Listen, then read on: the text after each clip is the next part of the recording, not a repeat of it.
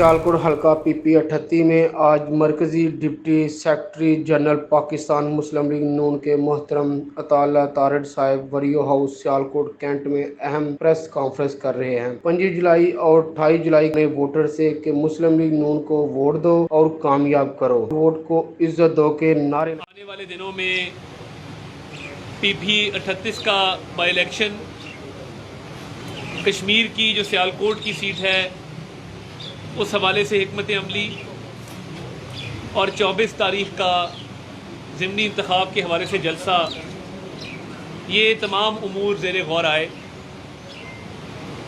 आज यहाँ पर ये बात काबिल ज़िक्र है कि मुस्लिम लीग नून ने हमेशा जब पार्टी टिकट का फ़ैसला किया है वो मेरिट पर फ़ैसला किया है। तारिक सुबहानी साहब 2013 में जब MPA बने तो अल्लाह ताला ने इनको 40,000 की लीड से कामयाब किया। 2018 के इलेक्शन में मरहूम खुश अख्तर सुबहानी साहब जब इलेक्शन लड़े तो 16,000 की उनकी लीड थी। और वरियो ख़ानदान ने हमेशा सियासत में एक मुस्बत किरदार अदा किया है और एक इनके बुज़ुर्गों की पुरानी रिवायात हैं और सियासत में एक नाम है कि लोग इनसे बहुत मोहब्बत भी करते हैं और इनके साथ जज्बातियत की हद तक लोग साथ जुड़े हुए हैं, इनसे मुंसलिक हैं। इसके बरक्स हमारे जो मुखालिफिन हैं वो जब टिकट का फ़ैसला करें तो पहले तो हमारी बड़ी ख्वाहिश थी, मोहतरमा तो नहीं कहता कि क्या कहना चाहिए, फिरदौस आशिक अवान साहिबा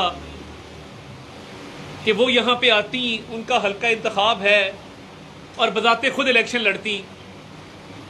हमें मालूम है कि वो यहाँ पर इलेक्शन की भरपूर तैयारी करती रही, लोगों से मेल मुलाकात करती रही, मशवरे करती रही, मगर ऐन वक्त पे जब उन्हें ये महसूस हुआ कि डस्के की इबरतनाक शिकस्त के बाद, वज़ीराबाद की इबरतनाक शिकस्त के बाद जिस तरीके से PTI को लोगों ने महंगाई, बेरोज़गारी, गुर्बत और भूख की वजह से रिजेक्ट किया है तो उनकी दाल नहीं गलनी।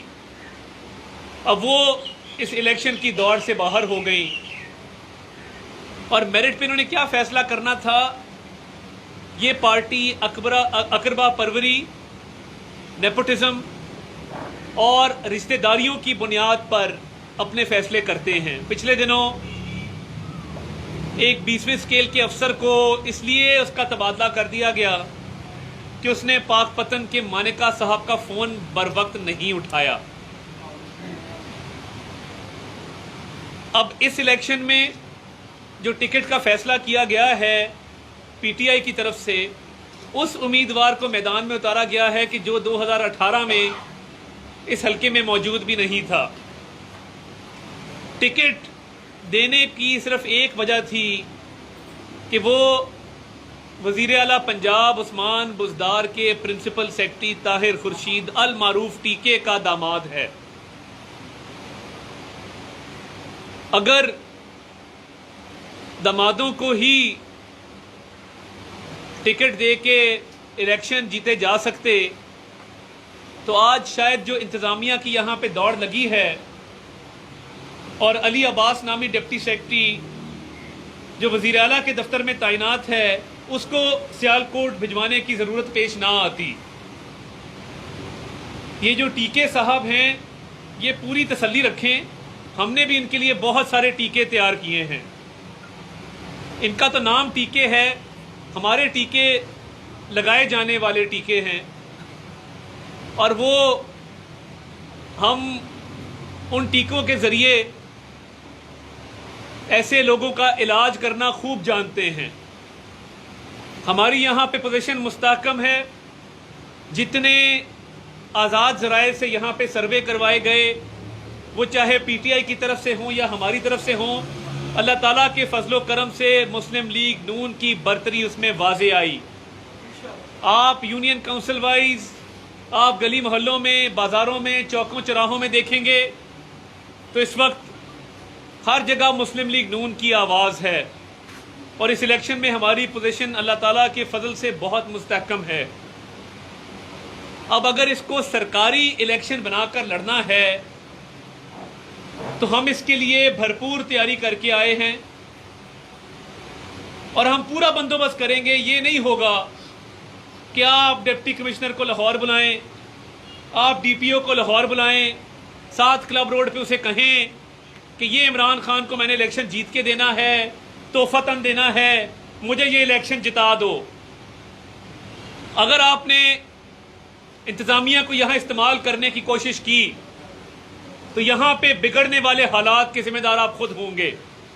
और मैं टीके साहब को ये कहना चाहता हूँ, आपके बारे में मशहूर है कि ज़िलों में भी जो तैनातियाँ हैं उसका भी रेट आजकल तय है और वो रेट आप खुद तय करते हैं, बजाते खुद उसकी रिश्वत वसूल करते हैं और फिर ज़िलों में डिप्टी कमिश्नर्स और डीपीओस की तैनातियाँ की जाती हैं।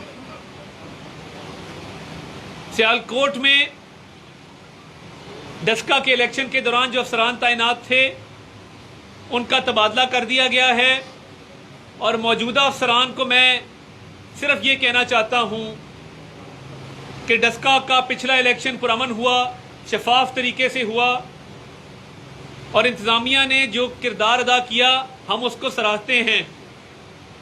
अब अगर किसी प्रिंसिपल सेक्रेटरी के प्रेशर में आके इंतज़ामिया ने सियासी सरगर्मियों में अपने आप को एक्सपोज किया तो हम खामोश तमाशाई नहीं बनेंगे। जहां जहां जो सरकारी अफसर इस इलेक्शन में पीटीआई की कैंपेन करेगा उसके खिलाफ भरपूर कार्रवाई होगी।